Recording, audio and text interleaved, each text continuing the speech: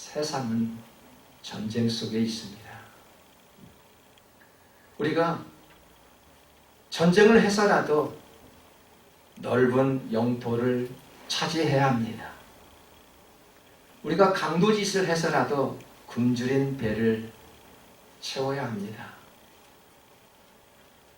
우리가 인간의 죄는 우리가 없어지지 않는 한 전쟁은 아마 계속될 것이 분명합니다. 미국과 중국이 그리고 한국과 일본이 무역 전쟁을 치르고 있지요. 아무도 승산 없는 게임입니다. 승자가 없습니다. 아무도 예측할 수 없는 그런 승패입니다. 오늘날의 전쟁은 보십시오. 하나님과는 전혀 관계가 없습니다. 그저 지도자 몇 명에 의해서 전쟁은 시작되고 몇 사람에 의해서 또 전쟁은 종결되고 맙니다. 우리하고는 아무 상관없는 일이지요. 그러나 보십시오. 구약 성경을 읽어보면 모든 전쟁은 하나님께 속한 것을 볼 수 있습니다. 하나님께서 전쟁을 시작하게 하시고요. 하나님께서 전쟁을 준비하게 하시고요. 하나님의 의도와 작전에 따라서 전쟁의 승패가 좌우되는 것을 봅니다. 성경에서 나오는 최초의 전투는 창세기 14장에 기록되어 있습니다. 시딤 골짜기라는 전투인데 가나안 지방 주변의 4개의 나라가 힘을 합해 가나안을 점령하지요. 이때 소돔에 거하는 아브라함의 조카 롯도 사로잡혔고 그 재물까지 모두 빼앗겼습니다. 롯이 누구입니까? 롯은 세상 물질을 사랑하여 아브라함을 떠난 사람이었지요. 소돔성의 악한 사람들과 가까이 지내고 있었을 때 거기서 그의 아내와 그의 자식들과 그동안 모든 재산들을 순식간에 빼앗기고 말았습니다. 그리고 포로가 되고 말았습니다. 이때 아브라함은 전쟁 중에 도망쳐온 어떤 사람으로부터 조카 롯이 사로잡혔다라고 그런 말을 듣습니다. 이때 아브라함은 집에서 길리고 훈련된 자 318명을 거느리고 침략한 동맹군을 추격하여 대승을 거두고 돌아오는데 하나님께서 이런 말씀을 아브라함에게 합니다. 창세기 15장 1절에서 아브라함아 두려워하지 말라. 나는 내 방패여 너의 지극히 큰 상급이라. 전쟁에서는 승리하였지만 이기고 돌아왔지만 또다시 언제 또다시 침략할지 몰라서 아브라함은 두려움에 떨고 있을 때 하나님께서 두려워하지 말라라고 말씀하신 것입니다. 우리가 겪고 있는 전쟁과 환난, 이것은 하나님의 축복과 음성을 들을 수 있는 기회이기도 합니다. 출애굽을 할 때 이스라엘 백성들은 홍해 바다에 막혀서 갈 수가 없었지요. 뒤에서는 로마 군사들이 마차를 끌고 이스라엘 백성들을 붙잡기 위해서 쫓아옵니다. 앞에는 바다에 막혀 이제는 도저히 갈 수가 없는 위치에 있었습니다. 모세는 얼마 후 손을 들어 바다를 향해 기도했지요. 애굽 군대를 덮으라 하시니 애굽 군대가 물속에 수장되고 말았습니다. 여러분, 이것이 전쟁입니까? 도저히 우리가 상상할 수 없는 그런 이 전쟁이 전쟁이라고 믿어지십니까? 이것은 예배입니다. 바다를 건널 수 있는 믿음이 있어야 갈라진 바다를 건너갈 수 있지 않을까요? 믿음 없이는 절대 건널 수 없습니다. 오늘 본문에서도 마찬가지입니다. 말도 안 되는 여리고성 전쟁을 소개하고 있지요. 하루에 6일 동안을 한 번씩 도래해요. 그 성 주위를 한 번씩 6일 동안 돌고 마지막 7일째는 7번 돌아야 하는 이런 작전이 임했습니다. 여러분, 이것이 어찌 전쟁일까요? 이것은 예배입니다. 예배가 살면 어떻게 될까요? 우리에게 예배가 살면 우리의 영혼이 살고 나의 영혼이 살면 가정이 산다라고 이야기하였습니다. 여러분의 가정이 살면은 LA가 살고 이 사회가 살아가는 것입니다. 예배 안에는 말씀이 있습니다. 그리고 찬양이 있습니다. 예배 안에는 기도가 있습니다. 이 강력한 세 가지의 무기가 있다는 것입니다. 그래서 제대로 예배드리면 영이 살아나지요. 성경은 우리에게 영과 진리로 예배를 드리라 그렇게 말씀합니다. 예배가 살 때 기쁨으로 우리는 하나님을 섬길 수가 있지요. 예배는 무언가를 한번 생각하게 만들죠. 우리는 말씀을 통해서 무언가를 느끼게 합니다. 우리가 영과 진리로 예배를 드릴 때 무언가 변화를 일으키는 생각을 우리의 마음속에 주고 있는 것이 바로 예배지요. 예배를 통해서 은혜를 기억하게 하지요. 감사를 하게 하지요. 미래에 대한 확신을 갖게 합니다. 이것이 예배가 가져다주는 선물입니다. 예배를 통해 굳게 닫혀있던 우리의 문도 열어야 합니다. 마음이 닫힌 이유는 무엇 때문에 그럴까요? 내 안에 두려움이 있기 때문에 그렇습니다. 마음이 불안한 사람은 어떻게 될까요? 사람을 기피하는 현상까지 일어나게 됩니다. 왜? 여리고 사람들이 그랬지요. 여리고 사람들은 마음이 불안했던 모양입니다. 그래서 성을 꼭꼭 닫고 있었습니다. 열어주지를 않았습니다. 본문 1절을 보십시오. 이스라엘 자손들로 말미암아 여리고는 굳게 닫혔다라고 이야기합니다. 출입하는 자가 없었대요. 왜 그들이 문을 닫았을까요? 하나님이 두려웠습니다. 그리고 하나님의 사람들이 두려웠습니다. 왜 공산국가에서 기독교를 박해하지요? 왜 기독교의 문화를 찬양하고 있는 이유가 무엇일까요? 공산국가 그들이 무너지기 때문입니다. 그들의 사상이 기독교 정신이 들어오면 무너지기 때문입니다. 하나님의 사람들이 몰려오면 그들이 무너지기 때문에 꼭꼭 문을 닫습니다. 그래서 기독교를 차단하고 기독교를 핍박하고 있는 것이지요. 우리 안에도 끊임없는 전쟁과 같은 환란이 기다리고 있습니다. 그럴 때마다 여러분 힘 있는 자들과 맞서 싸울 수 있을까요? 굳게 닫혀있는 그들의 마음을 우리가 어떻게 움직일 수 있겠습니까? 3, 4절에 보니까 너희의 모든 군사는 그 성을 둘러 성 주위를 매일 한 번씩 돌되 엿새 동안을 그리하라. 제사장 7은 7 양각 나팔을 잡고 언약궤 앞에서 나아갈 것이요 7째 날에는 그 성을 7번 돌며 그 제사장들은 나팔을 불 것이며 군인들은 매일 한 번씩 성을 돌되 7째 날에는 7번을 돌아야 돼요. 이것이 작전이었습니다. 작전이 우리가 생각하는 것으로 보아 싱거운 작전이었죠. 군인들이 매일 한 번씩 성을 도는 것, 그리고 마지막 날에는 7번 도는 것이 작전이었습니다. 그리고 7번 돌 때 제사장들은 나팔을 불라는 것입니다. 이것이 전쟁 준비였습니다. 이것은 전쟁이라 할 수 없이 하나님을 향한 예배를 준비하는 모습으로 보여집니다. 예배의 중심은 말씀이지요. 작전은 말로 이루어지는 것이죠. 예배는 말씀에 반응하는 것입니다. 그 말씀에, 그 작전에 반응하지 않은 군사들은 다 무너지게 되어 있습니다.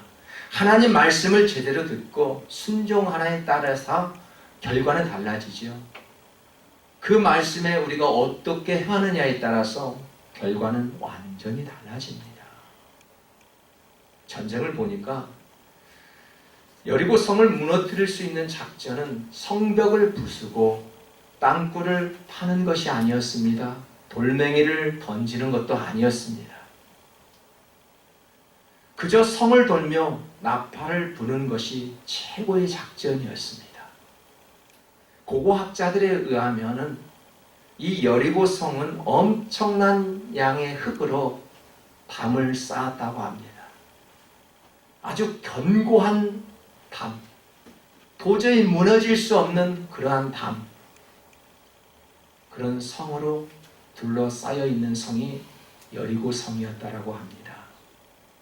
어찌 이런 성이 순식간에 무너져 내릴 수 있었을까요? 아마 많은 사람들은 그렇습니다. 그 순간 지진이 일어났을 거야, 강풍이 불었을 거야, 그렇게 말할 수도 있을 것입니다. 그러나 여리고 성이 무너진 이유는 간단합니다. 말씀대로 순종했기 때문에 무너진 것입니다. 우리의 생각을 말씀으로 채우고 우리의 삶을 말씀대로 살려고 하는 그런 자에게 주어진 것이 혹시 무엇인지 아신가요? 그대로 되리라. 우리가 말씀으로 채워질 때 말씀에 따라 살려고 하는 자의 생각 속에 이루어지고 있는 그 이유는 너의 생각대로 그대로 되리라는 것입니다. 이것이 하나님의 뜻입니다. 백부장이 중풍 걸린 자신의 하인을 무척이나 사랑했는 모양입니다. 주님, 말씀으로만 하여 주시옵소서. 그러면 내 하인이 낫겠나이다. 말씀만 해달래요. 예수님의 백부장에게 이르실 때 내 믿음대로 되리라 하였습니다.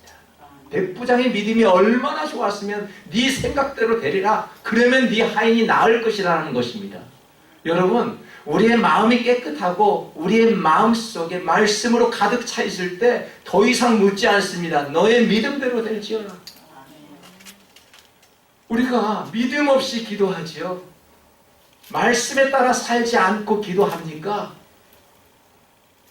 우리가 겨자씨만한 믿음을 가지고 있을지라도 그 믿음을 통해서 하나님을 찾고 부르짖을 때 주님은 그렇게 말씀합니다. 그래, 네 믿음대로 될 거야. 그랬더니 백부장의 하인이 깨끗하게 나았습니다. 하나님께서는 저희들을 무엇을 보실까요? 믿음 보시지 않을까요? 하나님께서는 중심을 보신다고 하였습니다. 그 중심이 무엇입니까? 내 안에 있는 믿음 아닐까요? 우리의 외모, 우리의 가진 배경 아무 상관없지요. 하나님께서 딱 한 가지 원한다라면 우리는 중심의 마음속에 있는 믿음 하나, 하나님께서 보신다는 것이죠. 내게 능력 주시는 자 안에서 모든 것을 할 수 있느니라고 하였습니다. 하나님은 누구에게 능력을 주실까요? 믿음 없는 자에게 주실까요? 믿음 있는 자에게 하나님의 능력이 임하지요. 그래서 우리는 믿음 달라고, 은혜 달라고 기도하지 않습니까? 하나님께서 내 안에 머물러 달라고 그렇게 기도하지 않습니까? 주님이 내 안에 있을 때 그때 능력이 임하는 거 아니겠습니까? 그래서 우리 안에 모든 생각과 마음이 예수님의 뜻과 일치해야 합니다. 성도의 믿음 생활이 하나님의 뜻과 일치되면 어떻게 될까요? 신앙생활이 굉장히 만족스럽습니다. 그렇지만 주님의 뜻과 반대되면 어떻게 될까요? 신앙생활이 왜 이렇게 재미가 없는지 모릅니다. 왜 이렇게 주일이 빨리 돌아오고 왜 이렇게 교회에 가기 싫은지 모릅니다. 하나님의 뜻과 반대되는 현상 때문에 일어나는 것입니다. 만약에 여호수아가 그 지시한 명령에 따르지 않았다라면 여리고성은 무너졌을까요? 그 전쟁은 절대 승리할 수 없었을 것입니다. 그들은 지도자 여호수아의 말에 순종하였습니다. 말씀대로 사는 자가 결국 승리하는 것을 바라봅니다. 여러분, 괴롭고 힘들 때 무엇을 하지요? 찬송하지요? 예, 괴롭고 힘들 때 찬송하고 말씀 보는 그런 분들이 있습니다. 정말입니다. 괴롭고 힘든데 어떻게 찬송을 할 수 있다고요? 어떻게 성경책을 볼 수 있다고요? 그런데 신기하게도 믿음을 가진 자들은 괴롭고 힘들 때 오히려 찬송하는 모습을 봅니다. 여러분, 그럴 때마다 능력과 희망과 은혜를 더해주시는 하나님을 경험할 수 있지요. 우리 안에는 찬송이 임해야 합니다. 굳게 닫혀 열려있지 않는 문이 있을까요?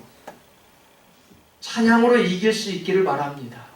찬양하면 그 무거운 고난도, 굳게 닫혀있는 문도 열릴 수 있는 힘이 있다라면 바로 찬양이라고 이야기합니다. 여리고성 전쟁의 특징이 있습니다. 제사장이 나팔을 불었다는 것입니다.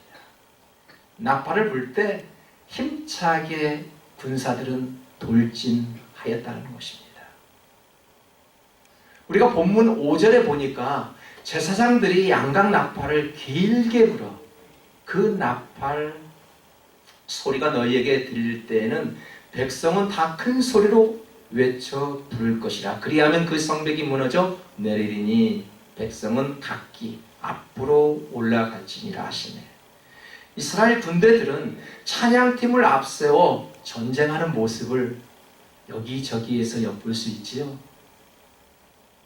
황당한 전쟁 이야기지만 나팔 소리에 맞춰 큰 소리로 찬양할 때 여리고성이 무너졌다라는 사실입니다.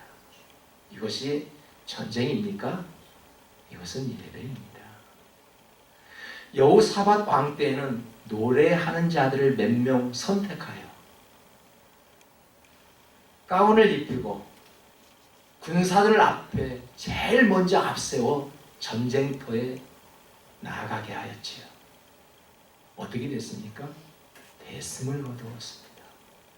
어떻게 전쟁터에 찬양대를 뽑아 예복을 입히고 군대 앞에 앞장서서 행진하는 것이 이것이 전쟁입니까?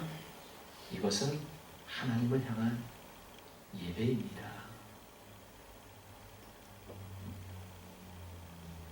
다윗의 시금을 연주해야지요. 그래서 사울에게 악신이 있을 때 그 악신은 다 떠나가고 말았습니다.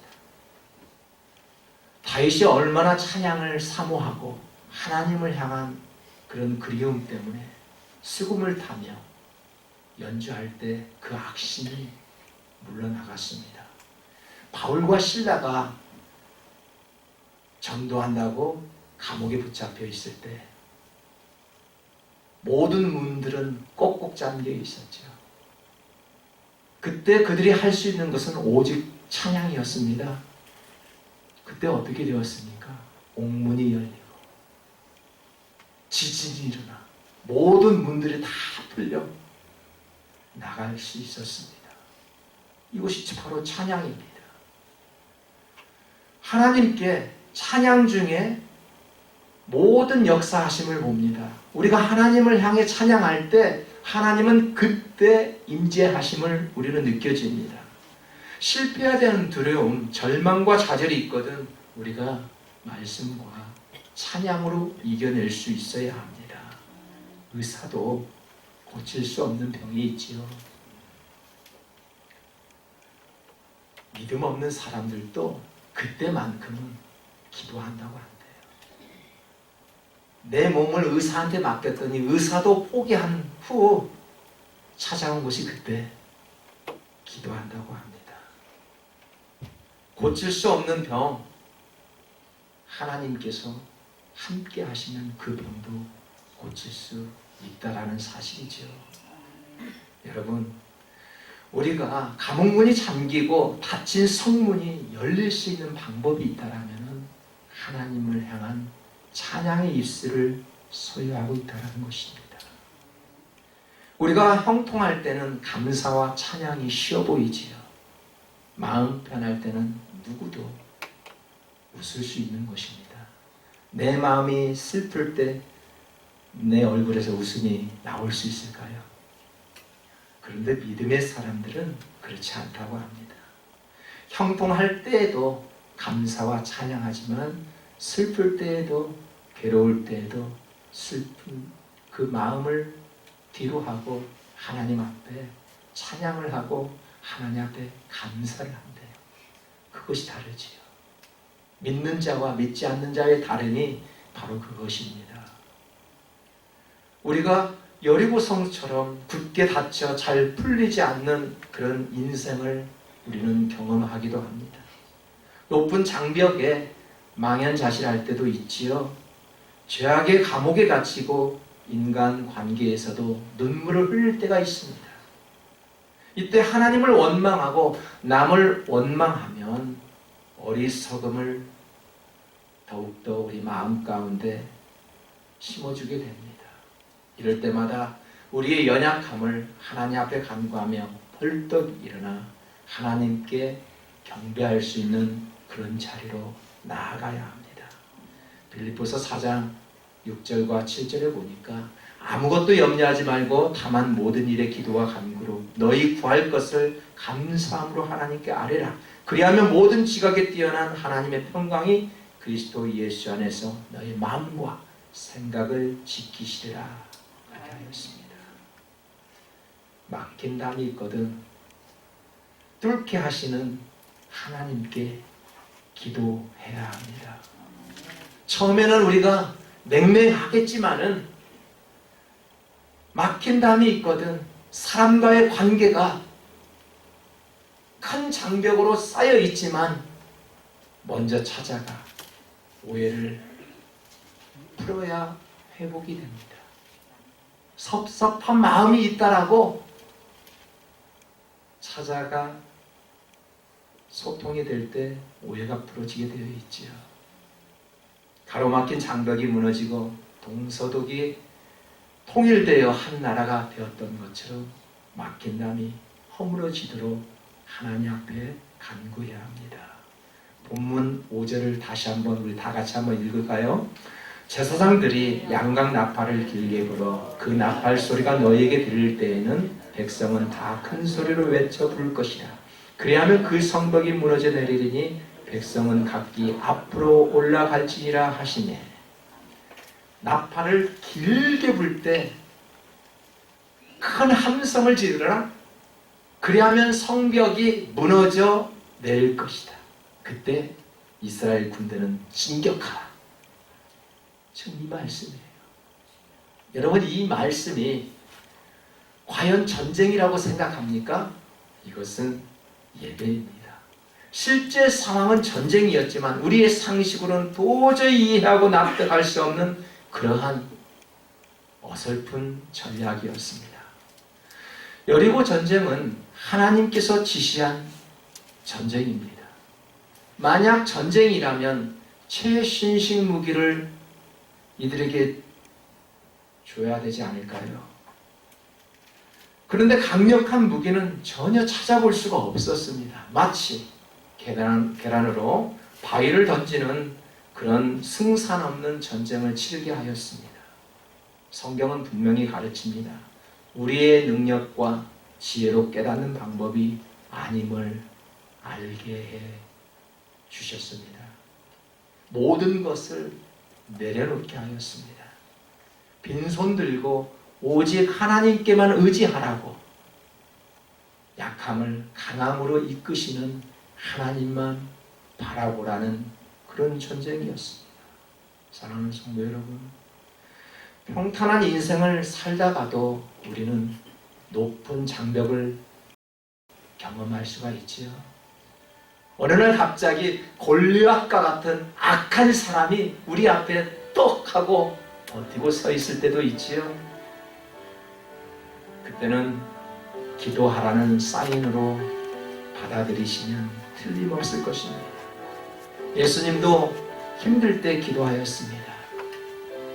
그리고 제자들에게 시험에 들지 않도록 기도하라고 말씀하셨습니다.